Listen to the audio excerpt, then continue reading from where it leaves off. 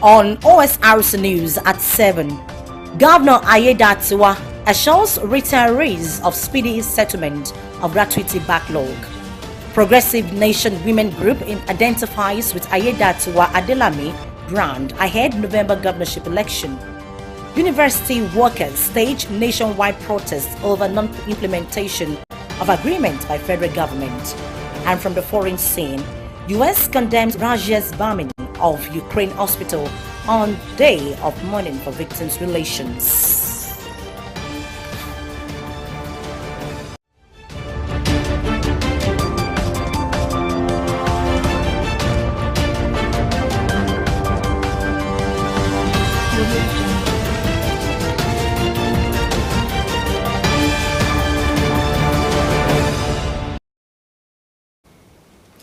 Good evening and welcome. This is the news at 7 on Osrc television. I am Oyewumi Ayinigbara. The backlogs of gratuity arrears owed retirees in Ondo State will soon become a thing of the past. Governor Lucky Ayedatiwa, during the flag-off ceremony of the second batch of bulk payment of outstanding gratuities to local government retirees in the state, said his administration is reviewing the template for the payment. Ayedatiwa, who restated his commitments to the welfare of retirees and residents of the state, promised to make the payment periodic while speeding up the clearing of the backlogs. Government House correspondent Wahab Bankole reports that a sum of 1 billion naira was disbursed to the 2012 beneficiaries.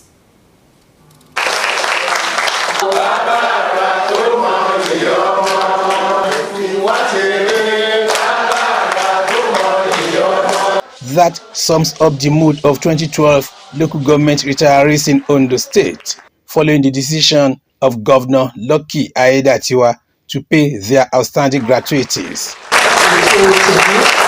For many years, the people had hoped for a day like this, and this moment is defining. Thank you, sir. For the commissioner in charge of local government and chieftaincy affairs, Amidu Takuro, the event was a testament to the commitment of Governor Ayedatiwa to bring an end to the hardship being faced by senior citizens after many years of meritorious service.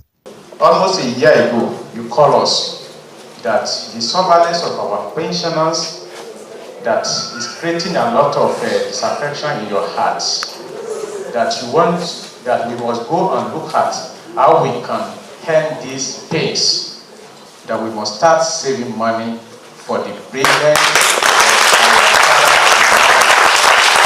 Ondo State Head of Service, Mr. Bayo Philip, who pointed out the challenges associated with payment of arrears of gratuity, described the governor's action godly and divine. In this sustained instrument, pensioners, both at the local and the state level, we want this soon be fully settled. Yeah. Governor Lucky Ayedatiwa, who renewed his determination to making life more worth living for inhabitants of the state, said no efforts will be spared to promote the welfare of retirees and residents of the state. Ayedatiwa, who noted the need to review the template for payment of outstanding gratuities, said the process is guided by transparency, fairness, and equity. This particular badge will predominantly capture retirees of year 2012, while the leftover arrears of the preceding years will also be wholly settled.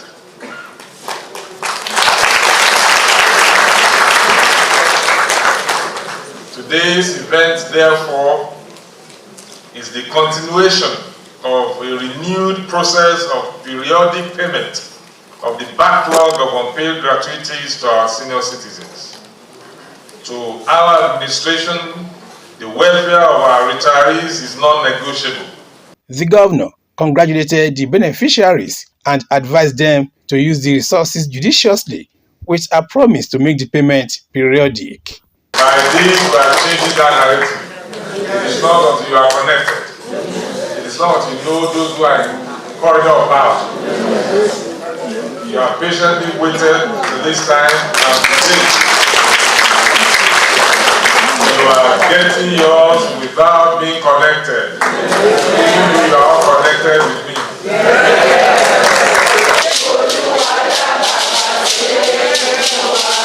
Expressing his gratitude, the state chairman of the Nigeria Union of Pensioners, Mr. Johnson Oshunyemi, noted the great impact the payment will have in the lives of the retirees. He thanked the governor for putting smiles on the faces of the senior citizens. The event also featured special prayers for Governor Aiyedatiwa and his administration. Some of the beneficiaries appreciated the governor for changing their narratives for better. Wahab Bankole, Osrc News. In the meantime, the National Union of Teachers has disclosed that only 12 out of the country's 36 state-employed teachers in state-owned primary and secondary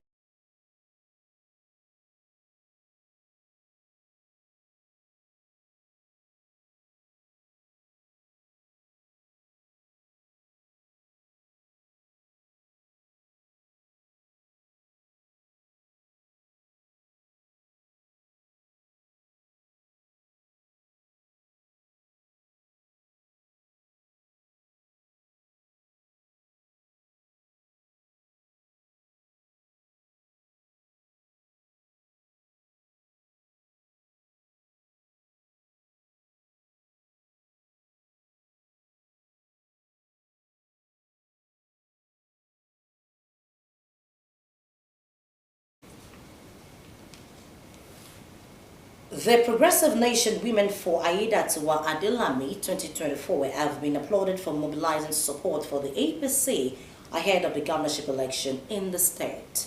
Receiving the Women's Support Group in his office, Deputy Governor of Ondo State Olayide Adelami thanked the group for spreading the Aiyedatiwa Adelami message across the nooks and crannies of the state. Government House correspondent Zimo Ebiemi has the report as presented from our studios. The group was led to the governor's office by Special Assistant to the Governor on Women Mobilization, Mrs. Bayo Aino, and the Director General, Mrs. Oluwatoyin Obalemo. Ondo State's Deputy Governor, Olayide Adelami, appreciated the women for making the achievements of the administration known to the general public. I remember when the women, when they called the calling, Mr.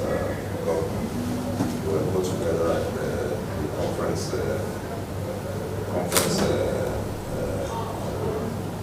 hall to receive them. And when the president was talking, he was trying to emphasize that yes, they are market women, but they are well read.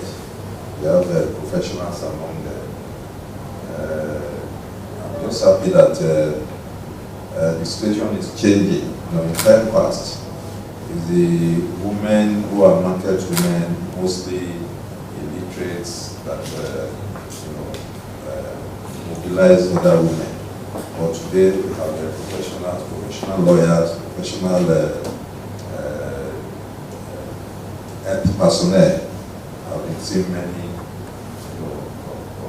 those different professionals coming to identify the politics, and it's a good development.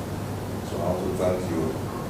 Not only professionals you are also using your resources, to promote the party. He assured them that government would continue to do everything humanly possible towards ensuring that women are carried along in the various programs and policies of this administration. We are encouraged by your efforts, and I also understand you are well represented in all the 18 local governments.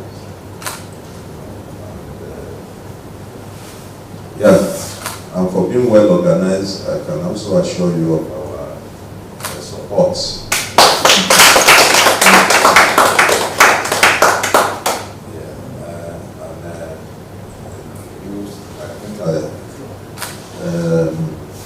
I know the SA mobilization is having a program, mobilization program on Saturday. Okay. At least we will show our presence at least to our In her introductory remarks, Aino said members of the group are referred to as ambassadors and from different socio-economic backgrounds. We'll be here to do the presentation and to let you know that we'll be having a summit, women's summit, on Saturday, tagged Women in Politics, Challenges and the Roles, the Future, which I will be privileged to be a keynote speaker on Saturday. We are inviting women across the board. We are bringing in the professional women from different forms of experience, both women at home, women in the shop, women in the market, and women that are doing their professional jobs. She stated that the group has members in the 2 and 3 wards of the state and has designed various programs to further canvass and mobilize people to vote for APC in November 16 governorship election. Mrs. Aino hinted that the group will on Saturday hold an event that will bring together women in politics from within and outside the state as a means of mobilizing more people for the victory of APC in the forthcoming election.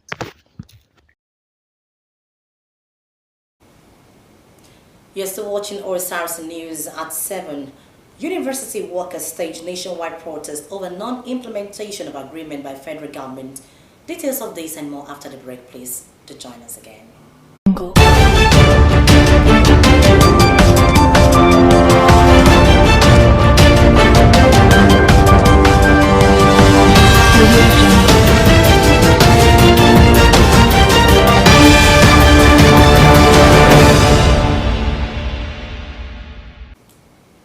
Thank you very much for rejoining us. You can watch us live on our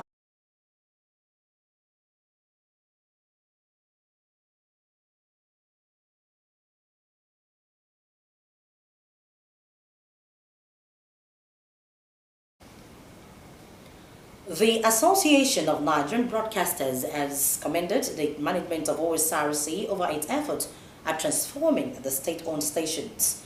The Ondo State chapter of the association, during a courtesy call to the state-owned media station, sought the collaboration of the management in upholding professionalism in the media industry. Osrc's Said Arabisala reports that the chairman Osrc, Mr. Kunle Adebayo, assured the group of the station's readiness to support an initiative that will strengthen media process. Members of the Association of Nigerian Broadcasters and Board are on a courtesy visit to Ondo State Redivision Corporation in Akure, led by the state chairman of the association, Mr. Oye Oyedotun. The body premised its visit on seeking collaboration with the state broadcast outfit on upholding professionalism in the media industry. Mr. Oyedotun noted that the association was formed with a mandate to stamp out quackery from the broadcast industry, commended OSRC management for efforts geared towards sustaining standard media practice. OSRC have been a rallying point for a very long time. It has been a pace setter. It produced many of us. And I will say without mincing words that OSRC is a leader of leaders among the media houses in Ondo State. Not only in Ondo State, in Nigeria as a whole. The National General Secretary of the Association, Shola Bayishemore, said AMBOD will extend frontiers of media in Nigeria with OSRC as the key to the actualization. Our plan is to extend the frontiers of broadcasting. And don't let the chairman say it consists of broadcasters all over Nigeria. We should not just cut the gap, cut it off, because the future is just staring at us. A lot of people are still going to be coming up in this field, and we believe that we need to come up with a body that will take care of the aspects of extending the frontiers and training and retraining of members. Chairman OSRC Kunle Adebayo assured of the station's readiness to collaborate the association, particularly in fulfilling the media's mandate to the people. The broadcaster must pass information, must educate, must teach, must enlighten. There's no difference between a broadcaster and a madman on the street. If what the broadcaster is just doing is talking. But there is a whole lot of gains if you meet people, you listen to programs, and you can pick one or two things We want to make our news platforms available to support this noble. Rest assured that your beck and call, we will support you. If we don't support you, we lose. If we don't support you, our major responsibility to communicate to people who lose out. It's not easy to get people like this come together with all those lofty goals. If you lose them because of pride or whatever, you lose your mandate. So we have to work together. And we work, we wait, and then they are done. Mr. Adebayo also gifted the visitors a copy of the Nigeria Broadcasting Commission's Code, established last year, and board comprises freelancers, practitioners at government and private-owned media stations, social media presenters, and content creators. Sahid Aribisala, Osrc News. The Niger Delta Stakeholders Summit will hold in Port Harcourt headquarters of River State tomorrow.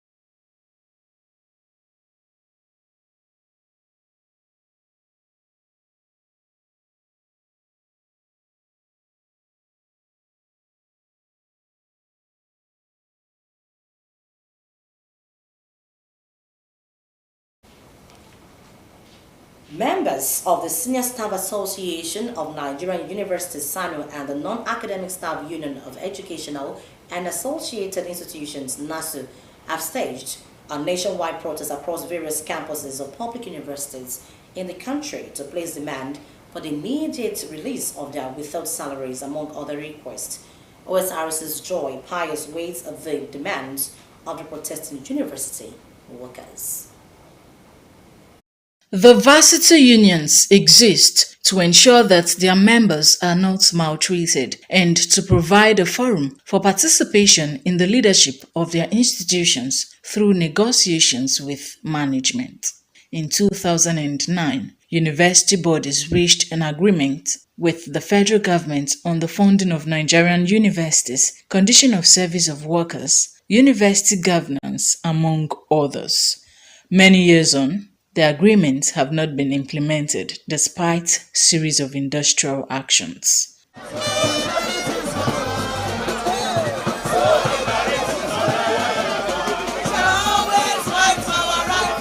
Chants of displeasure towards the federal government, university workers echoing their demands. A fallout from the industrial action embarked upon by the unions in 2022. To our surprise, we discovered that January this year, only a section of the university was paid. That is, the teaching staff were paid. And they left the non-teaching staff unattended to. We have written a series of letters to call the attention of government to this grave omission on their part. And we even gave an ultimatum as at last week. That ultimatum lapsed July 4 last week on Thursday, that government should do the needful. But they kept on promising. And we said enough is enough. We can no longer tolerate, we can no longer guarantee industrial peace in Nigerian universities if the government fails to do the needful. Beyond outstanding payments of salaries, the refusal of the federal government to remove them from the IPPIS is another cause for members of the Non-Academic Staff Union, NASU, and Senior Staff Association of Nigeria Universities, SANU, to proceed on the protest running simultaneously across public universities in Nigeria. The protest followed the expiration of a 2-week ultimatum handed by the two bodies to the federal government in June.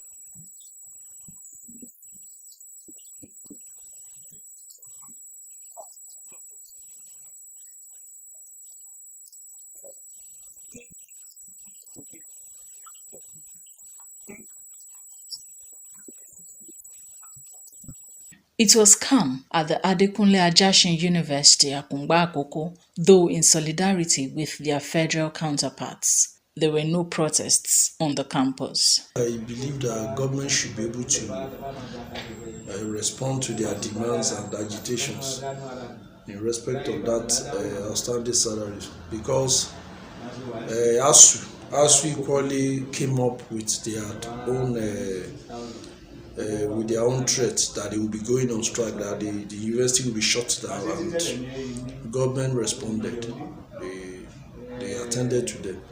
So I believe they will also attend to the non-teaching staff in the various universities also. The demands are clear. Payments of the outstanding 4-month salaries unpaid by the Buhari administration, which evoked the no work, no pay rule during the union's 2022 strike, among other welfare concerns.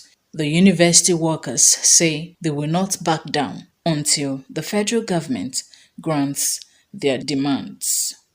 Joy Pius, Osrc News. President Bola Tinubu has approved the creation of a new Ministry of Livestock Development. This came as inaugurated the renewed Health and Livestock Reform Implementation Committee at the State House, Abuja. Chairman of All Progressives Congress, Abdullahi Ganduje, disclosed this after he led the committee in an audience with the president at the Osrc Villa, Abuja. The committee is mandated to provide sector-focused solutions to address the age-long farmers' headers crisis. Ganduje argued that the conflicts are resulting in killings of citizens and loss of livelihoods, further affecting peaceful coexistence in the country. He added that the committee also recommended a funding source, including inflows from international organizations, the private sector, and the government. Now moving to the foreign scene, France faced potential political deadlock after elections and Sunday threw up a hung parliament, with a left-led alliance unexpectedly taking the top spot, but no group winning a majority. Voters delivered a major setback for Marine Le Pen's nationalist Eurosceptic National Rally (RN), which opinion polls had predicted would win the second round ballot, but ended up in the third spot according to pollsters' projections.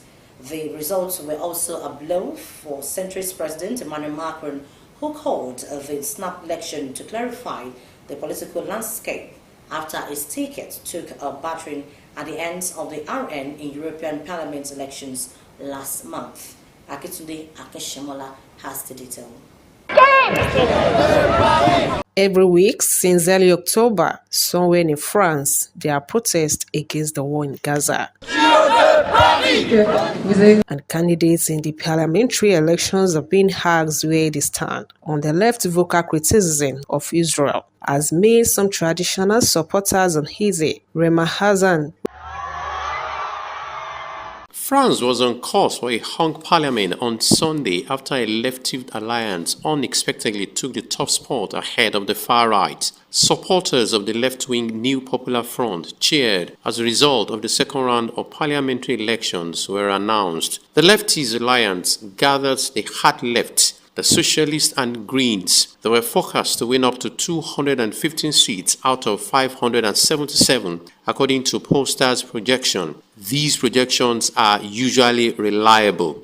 At the headquarters for the far-right National Rally, or RN, the mood was far more somber, with early results placing them in third. Ahead of the vote, opinion surveys had projected the RN would win comfortably. But left and centrist alliances cooperated by pulling scores of candidates from three-way races in a bid to build a unified anti-RN vote. RN leader Jordan Bardella said France has been pushed into the hands of the far left and towards uncertainty. The result will divide parliament into three big groups, all with vastly different platforms and no tradition of working together. Green Party leader Marine Tundelea said she was determined to keep the coalition alive. Social justice won tonight. Environmental justice has won. Tonight, the people won. And it's only just the beginning.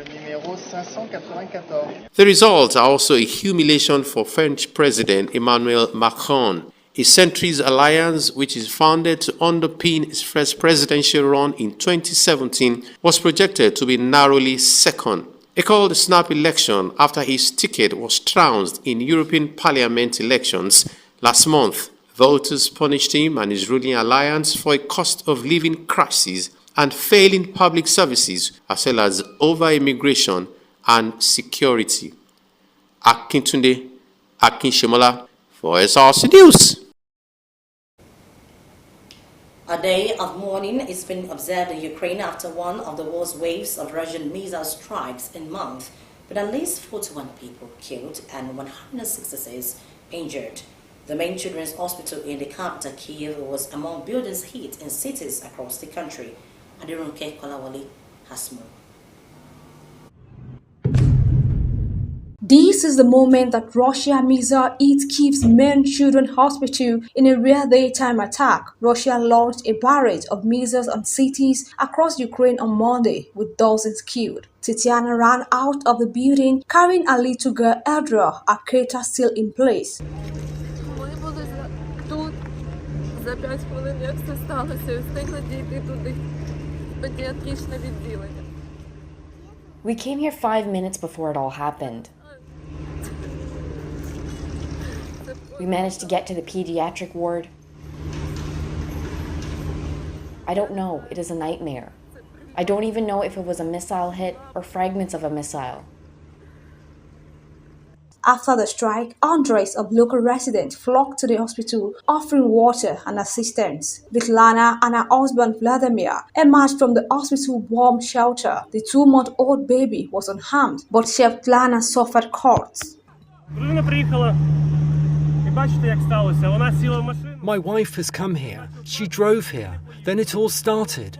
My son began crying, so she did not go to the hospital. She ran to the bomb shelter instead. Then there was the explosion. The car is no more.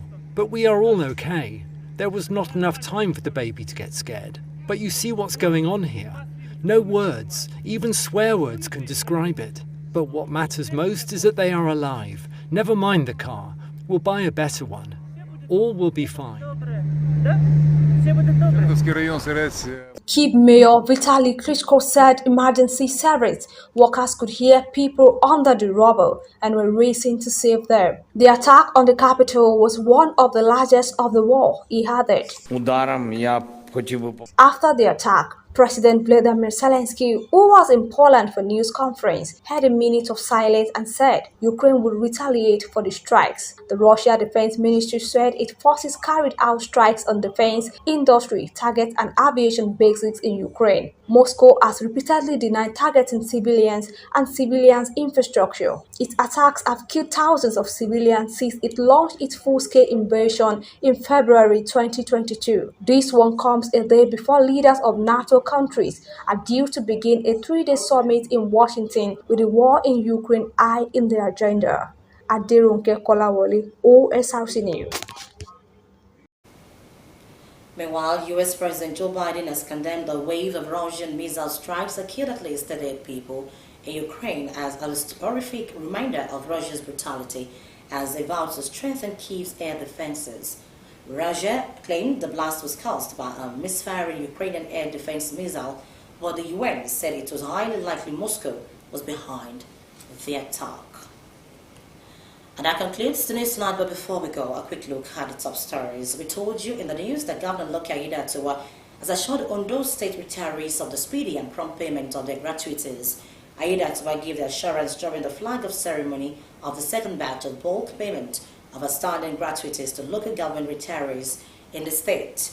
The Progressive Nation Women Group has identified with the Aiyedatiwa Adilami brand of APC ahead of the November governorship election in Ondo State. Members of Senior Staff Association of Nigerian Universities and Non-Academic Staff Union of Educational and Associated Institutions have staged nationwide protests across various campuses of public universities in the country to place demand for the immediate release of their withheld salaries. And from the foreign scene, we informed you that President Joe Biden of the U.S. has condemned Russia's bombing of a Ukraine hospital on a day of mourning for relations on victims and the injured. That's the news tonight. Thank you very much for watching. Good evening.